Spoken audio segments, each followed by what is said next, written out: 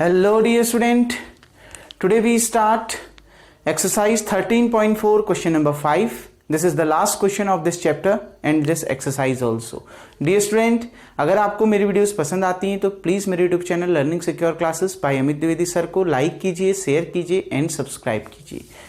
देखिए बच्चों, question number 5 जो कि बहुत ज्यादा इंपॉर्टेंट क्वेश्चन है, क्या कह रहा है? ए मेटालिक राइट सर्कुलर कोन, एक राइट सर्कुलर कोन है जो मैंने बना रखा है, ठीक, 20 सेंटीमीटर हाइट, जिसकी हाइट कितनी दे रखी है? 20 सेंटीमीटर दे रखा है, and whose vertical angle is 60 degree, और जिसका ये वर्टिकल एंगल, ये जो एंगल, पूरा एंगल जो दे रखा है बच्चों, वो कितना डिग्री दे रखा है? 60 डिग्री दे रखा है।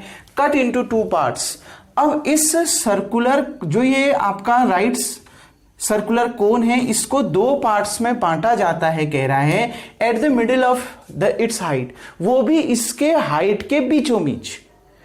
ये है ना इस राइट सर्कुलर कोन की हाइट, मान लिया ये इसका सेंटर है, सपोज कर लेते हैं, ठीक है ना। सेंटर, हमें सेंटर की जरूरत नहीं है हमें, ठीक है ना, हाइट के सेंटर की जरूरत नहीं है। बस ये क्वेश्चन में क्या कह रहा है, क्वेश्चन को देखो, क्वेश्चन में कह रहा है कि ये जो राइट सर्कुलर कोन है, इसको इसके हाइट के मिडिल से, मान लिया ये है हाइट का मिडिल, ठीक है ना, ऊंचाई के बीचों बीच, ठीक है ना, हाइट के मिडिल से क्या करा जाता है? काटा जाता है 2 भागों में। क्लियर? और किसके द्वारा काटा जाता है? बाय ए प्लेन, एक प्लेन के द्वारा, पैरेलल टू इट्स बेस, इसके बेस के पैरेलल में। मैंने जब आपको फ्रस्टम ऑफ कोन की डेफिनेशन बताई थी बच्चों, तो वहां मैंने समझाया था एक कोन होता है, ठीक, उसको अब वहां हाइट के बीचों बीच नहीं कहा था, लेकिन ठीक है ना, यहां क्वेश्चन में एक वर्ड दिया है कि हाइट के बीचों बीच इस कोन को 2 भागों में बांटा जाता है। क्लियर बच्चों? तो देखो, मैंने जब फ्रस्टम ऑफ कोन की डेफिनेशन बताई थी, मैंने कहा इसके पैरेलल, ठीक है ना, हम इस कोन को, ठीक, एक प्लेन के द्वारा कट करते हैं, और कुछ इस तरीके से मैंने इसको यहां से कट कर दिया था, और फिगर कुछ इस तरीके से बना था। एक कोन बना था और नीचे क्या बना था? एक फ्रस्टम बना था। क्लियर बच्चों? नीचे एक क्या बना था? फ्रस्टम बना था। क्लियर? ऊपर एक कोन बना था और नीचे एक क्या बना था बच्चों? फ्रस्टम बना था, कुछ इस शेप का बना था ना, ठीक। अब यहां पर भी वही हो रहा है, लेकिन बस यहां पर एक कंडीशन आपको दे दी है बच्चों। एक कंडीशन क्या दे दी है कि इस राइट सर्कुलर कोन को इसके हाइट के बीचों बीच एक प्लेन के द्वारा, जो कि इस सरबेस के क्या है? पैरेलल है, इसको 2 भागों में बांटा जाता है, मतलब काटा जाता है। इस कोन को 2 भागों में काटा जाता है, ये ठीक इसी तरीके से कट किया जाएगा यहां से, ठीक है, इसी तरीके से कट होगा पूरा ये, ठीक बच्चों। अब लेकिन ये क्या है? लेकिन अभी कहां से काटा गया है? हाइट के बीचों बीच से इसको काटा गया। कहने का मतलब टोटल इस राइट सर्कुलर कोन की हाइट कितनी थी? 20। अगर मैंने इस 20 सेंटीमीटर हाइट वाले कोन को ठीक उसके हाइट के बीचों बीच 2 भागों में काट दिया है, इसका मतलब है यहां से यहां तक की हाइट 10 सेंटीमीटर, और यहां से यहां तक की हाइट भी कितनी बच्चों? 10 सेंटीमीटर हो जाएगी ना? आ गई ना बात समझ में? कोई प्रॉब्लम? ठीक, समझ में आ गया बच्चों? कैसे कहा? क्योंकि टोटल हाइट 20 सेंटीमीटर थी। फिर इस 20 सेंटीमीटर हाइट वाले जो राइट सर्कुलर कोन है, उसको हम ठीक हाइट के मिडिल में से बीचों बीच 2 भागों में काट रहे हैं। मतलब यहां से यहां तक की हाइट भी 10 सेंटीमीटर और यहां से यहां तक की हाइट भी 10 सेंटीमीटर, क्योंकि ठीक बीचों बीच काट रहे हैं। तो 20 का आधा 10, तो यहां से यहां 10, फिर यहां से यहां तक भी 10। क्लियर? अब देखो बच्चों क्या कह रहा है, अब आगे पढ़ते हैं। सो ऑब्टेन बी ड्रॉन, देखो जो फ्रस्टम आपका बन गया है, देखो ये फ्रस्टम तो बन गया है, ये देखो, इसको देखो बच्चों, ये एक सर्कल है और ये एक बेस में सर्कल है, ठीक, और ये एक फ्रस्टम बन गया है ना। इसका अगर अलग से फिगर देखे तो कुछ इस तरीके का फिगर बन गया है ना, इसको हम फ्रस्टम तो कहते हैं, ठीक। तो एक फ्रस्टम इसमें से बन गया है, फ्रस्टम बन रहा है। Be drawn into a circular, be drawn into a wire. अब देखो इस फ्रस्टम से, जो यहां पर एक फ्रस्टम बन रहा है, उस फ्रस्टम से एक वायर बनाया जा रहा है। इस फ्रस्टम को हम किस में कन्वर्ट कर रहे हैं, वायर में कन्वर्ट कर रहे हैं। वायर कैसा होगा, वायर बच्चों आपने देखा होगा सर्कुलर, जो सिलेंडर के फॉर्म में होता है। वायर किसके फॉर्म में होता है, सिलेंडर के फॉर्म में होता है। तार देखे हैं ना आपने, वो सिलेंड्रिकल फॉर्म में होते हैं कुछ इस तरीके से, ठीक। तो इस फ्रस्टम को याद रखना, फ्रस्टम को लिख रहा है ना, if the frustum so obtain, जो फ्रस्टम आपको मिल रहा है, be drawn into a wire, उससे एक वायर बनाया जा रहा है, मतलब फ्रस्टम को वायर में कन्वर्ट किया जा रहा है। मैंने आपको बताया था जब भी किसी सॉलिड को किसी दूसरे सॉलिड में मेल्ट करते हैं या कन्वर्ट करते हैं तो बाकी सब चीज चेंज हो जाता है लेकिन वॉल्यूम चेंज नहीं होता है। यानी वॉल्यूम ऑफ फ्रस्टम और वॉल्यूम ऑफ दिस वायर, और ये वायर कैसा है, सिलेंड्रिकल वायर है, तो दोनों का जो वॉल्यूम होगा वो क्या होगा, सेम होगा। मैं क्यों कह रहा हूं केवल फ्रस्टम का वॉल्यूम इसके बराबर होगा, क्योंकि जो फ्रस्टम मिल रहा है बच्चों, if the frustum so obtain, जो यहां से जो फ्रस्टम बन रहा है उससे हम क्या बना रहे हैं, एक वायर बना रहे हैं। लिख रहा है ना, if the frustum so obtain, जो फ्रस्टम यहां से बन रहा है उससे हम क्या बना रहे हैं, एक वायर बना रहे हैं। फ्रस्टम से वायर बना रहे हैं, इसलिए जो फ्रस्टम का वॉल्यूम है और जो ये वायर का वॉल्यूम है बच्चों, वो क्या होगा, आपका सेम होगा। इस बात का ध्यान रखिएगा। तो अब देखिए बच्चों, अब क्वेश्चन में क्या कह रहा है, अब हम इसको समझते हैं। हमने लेंथ निकालनी है वायर की, हमने इस वायर की क्या निकालनी है, लेंथ। इस वायर की लेंथ कितनी होगी, जितनी इस वायर की हाइट होगी वही तो इसकी लेंथ होगी। लेंथ यही तो होगी ना वायर की, मतलब जो इस वायर की हाइट होगी, जो इस सिलेंड्रिकल वायर की हाइट होगी वही इसकी लेंथ होगी। क्लियर बच्चों, आ गई ना बात समझ में। अब क्वेश्चन को करते हैं। देखो टारगेट फिक्स कर लीजिए, हमको क्या क्या निकालना है। हमने वॉल्यूम ऑफ फ्रस्टम निकालना है, फिर हमने वॉल्यूम ऑफ सिलेंड्रिकल वायर निकालना है, क्योंकि वो दोनों वॉल्यूम आपस में इक्वल है। देन हम यहां से h की वैल्यू निकाल लेंगे। लीजिए इसकी लेंथ को हम l मान लेते हैं, कोई दिक्कत नहीं, ठीक है। तो हमें वॉल्यूम ऑफ फ्रस्टम निकालना है। वॉल्यूम ऑफ फ्रस्टम निकालने के लिए बच्चों, वॉल्यूम ऑफ फ्रस्टम निकालने के लिए आपको एक तो ये रेडियस मालूम होनी चाहिए और दूसरी ये रेडियस मालूम होनी चाहिए। देखो ये छोटा बन रहा है ना ऊपर टॉप में, तो इसको हम R2 मान लेते हैं और इसको हम R1 मान लेते हैं। क्लियर। नीचे क्योंकि बेस में बड़ा सर्कल बन रहा है तो उसकी रेडियस R1 मान ली, और ऊपर छोटा सर्कल बन रहा है तो उसकी रेडियस R2 मान ली। तो आपका एम क्या है, सबसे पहले वॉल्यूम ऑफ फ्रस्टम तो निकलते रहेगा। वॉल्यूम ऑफ फ्रस्टम कैसे निकलेगा, वॉल्यूम ऑफ फ्रस्टम निकालने से पहले आपको R1 और R2 मालूम होना चाहिए। वो कैसे निकालें, देखो बच्चों, ये पूरा एंगल 60 डिग्री था, है कि नहीं है। ये पूरा जो एंगल है वो कितना डिग्री का है बच्चों, 60 डिग्री का है। तो आपको मालूम होना चाहिए, अगर ये पूरा एंगल 60 डिग्री है तो ये एंगल 30 डिग्री और ये एंगल भी 30 डिग्री होता है। ये जो लाइन है ना, ये जो हाइट है वो परपेंडिकुलर बाइसेक्टर होने के साथ साथ एंगल बाइसेक्टर भी होती है। आप इसको प्रूव भी कर सकते हैं। देखो इन दो ट्राइंगल में देखो, ये और ये साइड इक्वल होगी, क्यों, स्लैंट हाइट है कि नहीं। ये जो बीच की साइड है वो कॉमन है कि नहीं है, ठीक। और ये जो साइड देखो, यहां से यहां तक की डिस्टेंस और यहां से यहां तक की डिस्टेंस इक्वल है, क्यों, क्योंकि ये रेडियाई हैं और radius of the circle are equal. Clear. तो ये दोनों ट्राइंगल क्या हो गए, कॉन्ग्रेंट हो गए। अगर ये दोनों ट्राइंगल कॉन्ग्रेंट है तो सीपीसीटी रूल से इनके करस्पॉन्डिंग पार्ट क्या होते हैं, इक्वल होंगे। यानी ये एंगल और ये एंगल इक्वल होगा। अगर ये पूरा एंगल 60 डिग्री है तो ये एंगल भी 30 डिग्री और ये एंगल भी 30 डिग्री होगा। क्लियर बच्चों, आ गई ना बात समझ में। कैसे लिखा 30 समझ में आ गया ना। बस ध्यान रखना, आप इसको दिखाना नहीं है, आपको मालूम होना चाहिए कैसे लिखा। क्लियर। अब देखिए नाम दे देते हैं इसका, इसको ए, इसको बी, इसको सी, इसको डी, ई और एफ। क्लियर बच्चों। तो अब सबसे पहला काम आपने R2 और R1 निकालना है। देखो बहुत आसान है, क्योंकि ये 90 डिग्री का एंगल होता है, मालूम है ना। तो ये ए बी सी ये राइट एंगल ट्राइंगल है और आपको AC मालूम है, ठीक है ना। तो आपने क्या निकालना है, R1। बहुत आसानी से निकाल सकते हो। कौन सा, ट्रिग्नोमेट्रिक रेशियो याद करो, राइट एंगल ट्राइंगल में लगता है। फॉर्मूला बताया था, पंडित बद्री प्रसाद अपॉन हर हर बोले, बताया था ना बच्चों। तो देखो इन ट्राइंगल, सबसे पहले ABC, इस बड़े ट्राइंगल ABC में देखिए राइट एंगल ट्राइंगल है ना। अगर ये 90 डिग्री का है तो ये भी तो 90 डिग्री का होगा, वही लाइन तो है। आ गई ना बात समझ में। तो यही लाइन सीधी ये 90 डिग्री इसके साथ बना रही है तो इसके साथ भी तो 90 डिग्री बनाएगा। तो देखिए बच्चों, हमें मालूम क्या है, AC मालूम है, ठीक है ना। तो AC अपॉन देखो चलो जो निकालना है उसको ऊपर लिखते हैं। निकालना क्या है, BC, मालूम क्या है, AC। ठीक, अब देखिए एंगल ये दे रखा है ना 30, तो इसके सामने वाली साइड परपेंडिकुलर, मतलब ये BC क्या होगी, परपेंडिकुलर होगी। ये AC जो आपको ये दे रखी है ये क्या होगी, बेस, क्योंकि 90 डिग्री ये बन रहा है तो 90 डिग्री के सामने वाली हाइपोटेनस होती है, तो ये क्या हो गई, बेस। ठीक, देखो बच्चों P/B क्या होता है, 10, ये साइन कॉस 10, क्लियर। तो P/B क्या हो गया, 10 हो गया।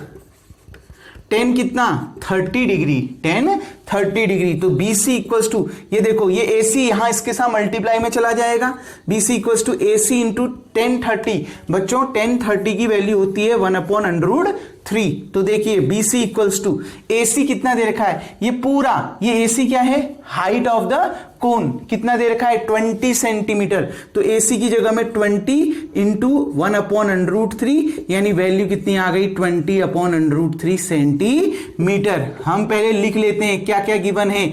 AC दे रखा है बच्चों 20 सेंटीमीटर, ठीक है, और ये इस मिडिल पॉइंट को चलो O मान लेते हैं, और AO इक्वल्स टू CO, ये कितना दे रखा है, 10 सेंटीमीटर दिया है ना। ये A से O की डिस्टेंस और C से O की डिस्टेंस 10 सेंटीमीटर दे रखा है, फिगर में लिख दिया है। क्लियर, इतना समझ में आ गया बच्चों। अब आगे देखो, इन ट्राइंगल, दूसरा ट्राइंगल, ये तो निकल गया R1, ये BC आपने क्या मान रखी थी, R1 मान रखा था ना, तो R1 तो था BC। देखो फिगर में देखो BC को आपने R1 मान रखा था, तो R1 निकल गया। अब R2 भी ऐसे ही निकालिए, देखो बहुत इजी है। R2 निकालने के लिए कौन से ट्राइंगल का यूज करेंगे, AOF करेंगे ना। तो देखो इन ट्राइंगल AOF, क्योंकि ये भी राइट एंगल ट्राइंगल है, इसमें निकालना क्या है, OF, तो ऊपर OF आ गया। और दिया क्या है, AO दिया है, देखो कितना, 10 सेंटीमीटर, तो अपॉन में आ गया AO इक्वल्स टू, देखो फिर वही, यहां पर एंगल बन रहा है तो ये 90, ये आपका परपेंडिकुलर, ये 90 है तो इसके सामने वाली हाइपोटेनस, तो ये अपने आप बेस। तो यहां पर भी वही फॉर्मूला लगेगा, परपेंडिकुलर अपॉन बेस, यानी 10-30 डिग्री, क्योंकि एंगल कितना है, 30 डिग्री है। ये देखो ये भी 30, ये भी 30, एंगल तो केवल मैं इतना लूंगा ना इस ट्राइंगल में। क्लियर, इन दोनों ट्राइंगल में एंगल तो इतना ही बन रहा है, ठीक। तो 1030 की वैल्यू देखो, OF इक्वल्स टू, ये AO इधर चला गया। बच्चों AO कितना दे रखा है, 10 सेंटीमीटर, तो AO इसके साथ मल्टीप्लाई में 1030 की वैल्यू होती है 1/√3। AO की वैल्यू कितनी दे रखी है, 10, तो 10 इंटू 1 करोगे कितना आएगा, 10/√3, इतना क्या, सेंटीमीटर। तो OF भी मिल गया। ये OF आपने क्या माना था, R2 माना था। क्लियर, ये OF आपने क्या माना था, R2 माना था। अब देखिए बच्चों, ये तो काम हो गया फ्रस्टम का, रेडियस भी मिल गई, R1 R2, हाइट तो मालूम ही है, कितनी हाइट, इतनी तो होगी ना OC, फ्रस्टम इतना ही तो है, ये फ्रस्टम इतना ही तो बन रहा है, और इतनी हाइट कितनी दे रखी है, 10 सेंटीमीटर। तो height of frustum is 10 centimetre, लिख लेते हैं, height of frustum equals to 10 centimetre. ठीक, ये H मान लिया। और अब हमसे कह रहा है इसको कन्वर्ट किया जा रहा है किस पर, सिलेंड्रिकल वायर पर। वायर में कन्वर्ट किया जा रहा है, डायामीटर ऑफ सिलेंड्रिकल वायर, क्योंकि वायर सिलेंड्रिकल शेप में होता है। डायमीटर कितनी दे रखी है, 1/16 सेंटीमीटर। तो इसकी रेडियस कितनी हो जाएगी, रेडियस हम R मान लेते हैं, इसका आधा, 1/16 का आधा, मतलब डिनोमिनेटर को 2 से मल्टीप्लाई कर दोगे, ये 1/2 इंटू 1/16, हाफ ऐसी तो निकलता है ना। हाफ कैसे निकलता है, डिनोमिनेटर जितना भी है उसको 2 से मल्टीप्लाई कर दो। अगर डिनोमिनेटर में 1 है तो 1 को 2 से मल्टीप्लाई करो। क्लियर, अभी डिनोमिनेटर में 16 है तो 16 को 2 से मल्टीप्लाई करो, कितना आएगा, 1/32 सेंटीमीटर। रेडियस भी निकल गई। टारगेट क्या था, टारगेट इतना ही था। आपने फ्रस्टम का वॉल्यूम निकालने के लिए R1 R2 और H की जरूरत थी, मिल गई।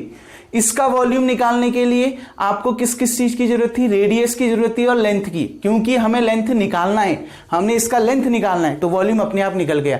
पाई R स्क्वायर H होता है ना इसका वॉल्यूम, पाई हमें मालूम है, R हमें मिल गया, और हाइट हमने L मान रखी है। तो हाइट ऑफ वायर, हाइट और length of wire equals to कितना, L सेंटीमीटर मान रखा है ना बच्चों। तो टारगेट जो था वो पूरा हो चुका है। ठीक, अब मैं इस क्वेश्चन को ऊपर से रफ कर देता हूं बच्चों। अब देखिए, अब हम अपने आंसर को निकालेंगे और अपने जो है अपना क्वेश्चन को कंप्लीट कर लेंगे। देखिए डियर स्टूडेंट, ध्यान से समझिएगा। यहां पर अब कौन सा, अकॉर्डिंग टू क्वेश्चन हमें दे रखा है volume of frustum equals to volume of cylindrical wire. जो फ्रस्टम का वॉल्यूम है और जो सिलेंड्रिकल वायर का वॉल्यूम है वो आपस में इक्वल होगा। क्यों? क्योंकि इसी फ्रस्टम से आपका वायर बनाया जा रहा है। ये क्वेश्चन में आपको दिया है ना बच्चों। इसी फ्रस्टम से आपका क्या बनाया जा रहा है, वायर बनाया जा रहा है। तो जब इसी फ्रस्टम से आपका वायर बनाया जा रहा है बच्चों, तो दोनों का वॉल्यूम इक्वल होगा। क्योंकि जब आप एक सॉलिड को दूसरे सॉलिड में कन्वर्ट करते हो तो उसका वॉल्यूम अनचेंज रहता है, वॉल्यूम नहीं बदलता, बाकी सारी चीजें बदल जाती। फ्रस्टम का वॉल्यूम 1/3 पाई R1 प्लस R2 का होल स्क्वायर करिए, R1 का स्क्वायर प्लस R2 का स्क्वायर प्लस, बस उसमें 2 नहीं आएगा, R1 R2 इंटू कितना, H, यही होता है ना। ठीक, equals to volume of cylinder pi R square. यहां पर H हमने कितना मान रखा है, जो हाइट मान रखी है वायर की वो L मान रखी है। ठीक है ना, पाई R स्क्वायर L। देखो बच्चों, यहां भी पाई यहां भी पाई, तो पाई से पाई कैंसिल हो गया। तो अब बचा 1/3। देखो R1 की वैल्यू कितनी दे रखी है, 20/√3, तो 20/√3 का होल स्क्वायर। R2 कितना दे रखा है, 10/√3, तो 10/√3 का होल स्क्वायर। R1 20/√3 और R2 10/√3। ठीक, इंटू H, हाइट कितनी दे रखी है फ्रस्टम की हाइट दे रखी है 10। Clear, R square. देखो यहां रेडियस ऑफ, ये क्या है, cylindrical wire, radius of cylindrical wire कितना, 1/32, तो 1/32 का होल स्क्वायर इंटू कितना बच्चों, L। ठीक, उम्मीद करता हूं वीडियो को पॉज करके आपने इतना उतार लिया होगा। इस साइड के अब सॉल्यूशन को मैं रफ कर देता हूं बच्चों, वीडियो को पॉज करके इतना उतार लेंगे। अब देखिए, बहुत इजी क्वेश्चन है, बस समझना था। टारगेट आपका फिक्स था, आपने क्या करना था, रेडियस निकालनी थी बस, R1 R2 फ्रस्टम की, क्योंकि फ्रस्टम से वायर बनाया जा रहा था तो दोनों का वॉल्यूम इक्वल था। अब देखिए 1/3 ऐसे ही रहा, 20 का होल स्क्वायर बच्चों 400, √3 का होल स्क्वायर करोगे तो स्क्वायर रूट हट जाएगा, 3 एज इट इज उतर जाएगा, प्लस 10 का होल स्क्वायर 100 बच्चों, √3 का होल स्क्वायर फिर से कितना, 3। क्लियर, प्लस 20 इंटू 10 कितना, 200, √3 इंटू √3 कितना, 3 इंटू कितना बच्चों, 10। ठीक, अब देखिए इक्वल्स टू 1 का होल स्क्वायर 1 बच्चों, 32 का होल स्क्वायर कितना, देखो 32 का होल स्क्वायर को 32 इंटू 32 लिख सकते हैं, इंटू कितना, L लिख सकते हैं ना। अब देखिए बच्चों, सॉल्व करिए इसको, ध्यान से देखिए, 1/3, इस पूरे का एलसीएम कितना आ गया, 3, तो सीधे ऊपर वाले ऐड हो जाएंगे। 400 प्लस 100 500 प्लस 200 700। क्लियर, इंटू कितना, 10 equals to 1/32 into 32 into L। देखो L निकालना है तो ये L क्या होगा, देखो बच्चों ये 32 इंटू 32 यहां डिवाइड में है ना, तो इक्वल टू को इधर जाके मल्टीप्लाई में, तो पहले यहां का लिख लीजिए सारा, 700 इंटू 10 अपॉन में 3 3 जा 9, ये यहां डिवाइड में है, उधर जाके मल्टीप्लाई में, इंटू कितना 32 इंटू 32। ठीक है, आ गई ना बात समझ बच्चों। अब देखिए, अब इसको सॉल्व कर लीजिए। ठीक, कुछ कैंसिल हो रहा है पहले देख लीजिए, कैंसिल नहीं हो रहा है तो फिर हम इसको पूरा जैसे सॉल्व करना है पूरा मल्टीप्लाई करके ही सॉल्व करना पड़ेगा। देखिए सॉल्व तो नहीं हो रहा है तो देख लीजिए, 32 इंटू 32, 2 2 जा 4, 32 का होल स्क्वायर देखिए बच्चों, 2 2 जा 4, 3 2 जा 6, 6 4 जा 24, 2 3 3 जा 9, 9 में 2 11। ठीक, इतना ही आना चाहिए। देख लेते हैं एक बार, 32 इंटू 32, 2 2 जा 4, 2 3 जा 6, 3 2 जा 6, 3 3 जा 9, 4 6 2 जा 6 9, 1024, सॉरी हमने गलती कहाँ करी, 2 का होल स्क्वायर 4, 3 2 जा 6, 6 2 जा 12, ठीक है, 1, बिल्कुल 1024, ठीक है। इसको मल्टीप्लाई करके कितना आएगा बच्चों, 1024 अपॉन 9। अब देखिए इसको आप 7 से मल्टीप्लाई कर दीजिए, सिर्फ 7 4 जा 28। अच्छा ये सॉल्व हो रहा है, नहीं हो रहा है ना, ठीक है, छोड़ दीजिए। 7 4 जा 28, 7 2 जा 14 में 2, 16, 1, 7 0 जा 0, 1, 7 1 जा 7, देख लीजिए इतना ही आ रहा है। 7 4 जा 28, 2, 7 2 जा 14 में 2, 16, 1, 7 0 जा 0 और 1 आ गया, 7 1 जा 7, ठीक है। अब देखिए ये 2 0 और ये 1 0 उतार दीजिए, तो 3 0 इसके आगे उतार दीजिए, अपॉन कितना 9। तो लेंथ कितनी आ गई वायर की, डिवाइड कर दीजिए बच्चों, ठीक है। 9 7 जा 7 9 जा 63, ठीक, 9 7 जा 63, 7 8 और 6, 9 9 जा 81, 5 और 8, 9 6 जा 54, 4 और 0, 9 4 जा 36, 4 और 0, 9 4 जा 36, 4 और 0, 9 4 जा 36.4 सेंटीमीटर आते रहेगा। तो इतना क्या आ गया बच्चों, सेंटीमीटर। इसको एक बार कंफर्म कर लेते हैं, क्या हमारा आंसर सही है या हम रॉन्ग चल रहे हैं, एक बार इसको कंफर्म कर लेते हैं। तो पीछे मीटर में आंसर दे रखा है, तो मीटर में बहुत अच्छा, सेंटीमीटर को मीटर में बदलिए। देखिए सेंटीमीटर को मीटर में बदलने के लिए आपने इसको किससे डिवाइड करना पड़ेगा, 100 से डिवाइड करना पड़ेगा, ठीक, 100 से डिवाइड करिए तो आप कितने प्लेस पीछे जाओगे, पॉइंट जहां पर लगा है वहां से 2 प्लेस पीछे जाओगे, तो 7964.44 इतना क्या आ गया, मीटर आ गया। क्लियर बच्चों, आ गई ना बात समझ में। देखो पॉइंट यहां पर लगा हुआ है ना, ये यहां से 2 प्लेस पीछे जाओ तो यहां पर लग जाएगा, 7964 के बाद पॉइंट लग जाएगा, तो यही आपका क्या होगा, इसका आंसर आएगा।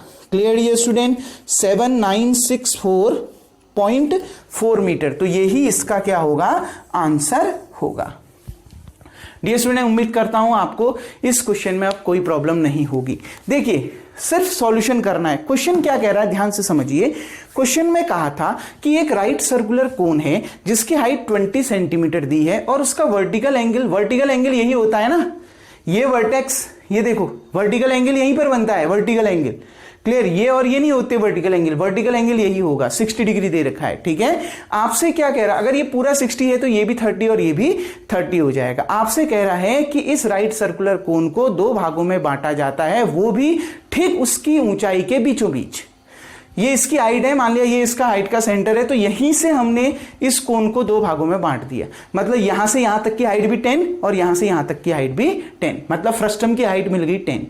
फिर क्या कह रहा है, इस फ्रस्टम को, जो फ्रस्टम इसमें से बन रहा है, उस फ्रस्टम को हम सर्कुलर वायर में उस फ्रस्टम से हम एक वायर बना रहे हैं, मतलब उस फ्रस्टम को किस में कन्वर्ट कर रहे हैं, वायर में। वायर कैसा होता है, सिलेंड्रिकल शेप में होता है। अगर फ्रस्टम से वायर बन रहा है तो फ्रस्टम का वॉल्यूम और वायर का वॉल्यूम क्या होगा, सेम होगा। क्लियर, तो मैंने लिख दिया volume of frustum equals to volume of cylindrical wire. अब आपका टारगेट क्या है, आपका एम क्या है, आपने वॉल्यूम ऑफ फ्रस्टम निकालना है, तो आपको ये R1 और ये R2 मालूम होने चाहिए। तो R1 और R2 कैसे निकलेगा, देखो ये भी 30 ये भी 30 और ये 90 डिग्री एंगल, तो राइट एंगल ट्राइंगल हो गए और ट्रिग्नोमेट्रिक रेशियो उसमें अप्लाई हो जाते हैं। तो आपको पता है, देखो इस ट्राइंगल ABC में देखो BC निकालना है और ये AC दिया है, तो पंडित बद्री प्रसाद अपन हर बोले का यूज करके आपने R1 भी निकाल लिया और R2 भी निकाल लिया। फिर आपने वो फॉर्मूला यहां रख दिया, सॉल्व किया और आपका आंसर आ गया। बहुत इजी क्वेश्चन था, उम्मीद करता हूं आपको समझ में आ गया होगा। डियर स्टूडेंट, ये चैप्टर आपका यहीं पर एंड होता है। अब जो नेक्स्ट चैप्टर है वो हम नेक्स्ट वीडियो से देखेंगे, तब तक के लिए थैंक यू। आज का वर्क आपका यही है, वीडियो को पॉज करके आप इतना उतार लेंगे।